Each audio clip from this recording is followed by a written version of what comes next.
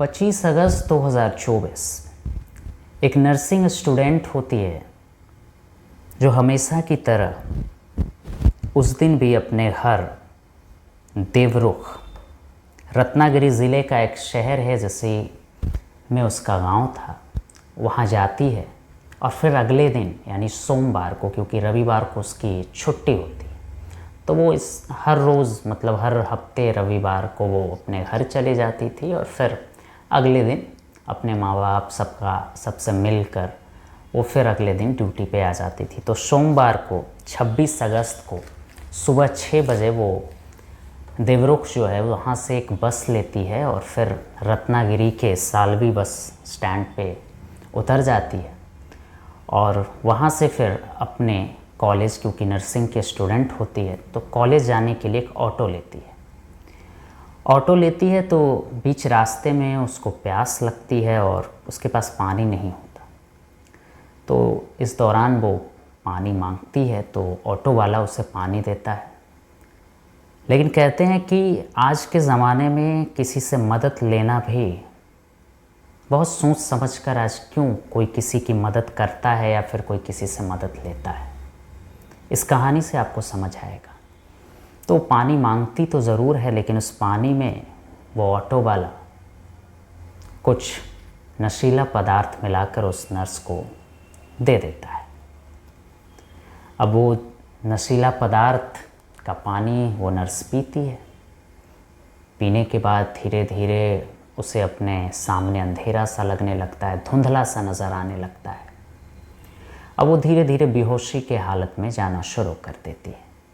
धीरे धीरे मौका पाकर जो ऑटो वाला होता है एक सुनसान जगह तक गाड़ी लेकर जाता है। तब तक वो नर्सिंग जो स्टूडेंट होती है वो बेहोश हो चुकी होती है और बगल में ही एक जंगल होता है, सुनसान जंगल में कौन होगा।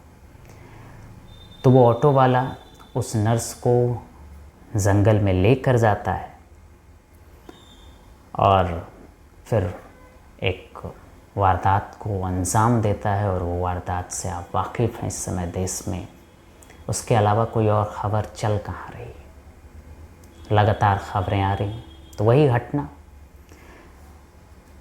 उसके बाद वो उस नर्सिंग स्टूडेंट को जब उसका जी भर जाता है, उसका वहशीपन ख़त्म हो जाता है, तो वो उसको बेहोशी के हालत में, क्योंकि वो बेहोश हो जाती है और बेहोशी की हालत में ही छोड़े हुए वो ऑटो लेकर निकल जाता है।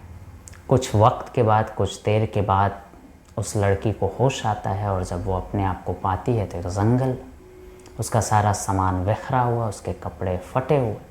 उसको ऐसा महसूस होने लगता है कि उसके साथ कुछ ना कुछ तो हुआ है और शायद इतना भयानक हुआ है कि खैर फिर भी वो हिम्मत करती है, उन सब चीज़ों को समझती है और फिर वो किसी तरह जंगल से सड़क तक आती है। जो रोड होती है, मेन रोड, वहाँ तक पहुँचती है और फिर एक बाइक सवार की मदद लेकर वो अपने फ्लैट तक पहुँचती है। फ्लैट में पहुँचती है। इसके अलावा जब वो जंगल में होती है तो वो अपनी बहन को फ़ोन कर सारी बातों की जानकारी भी देती है। फिर वो फ्लैट पे पहुँचती है, फ्लैट पे उसकी बहन भी होती है। फिर वो वहाँ से फिर हॉस्पिटल जाती है, उसको हॉस्पिटल ले जाया जाता है क्योंकि उसकी हालत सही होती नहीं है। तो हॉस्पिटल ले जाया जाता है, वहाँ चेकअप किया जाता है और वहाँ पे ही नर्स ये पूरी कहानी है, जो पूरी दास्तान है वो बताती है।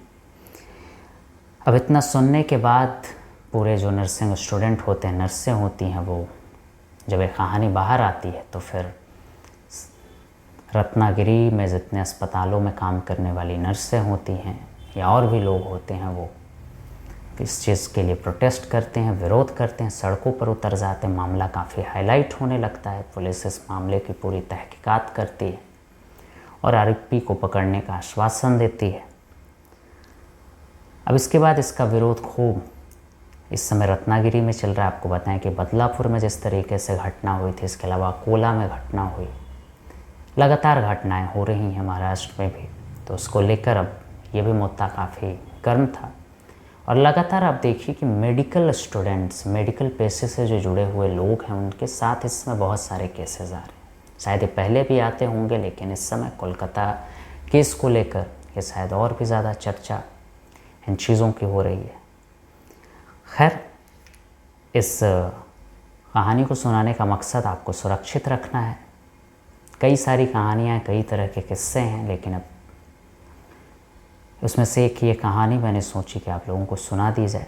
फ़िलहाल आप अपना ख्याल रखें और सुरक्षित रहें। तब तक के लिए धन्यवाद। जय हिंद।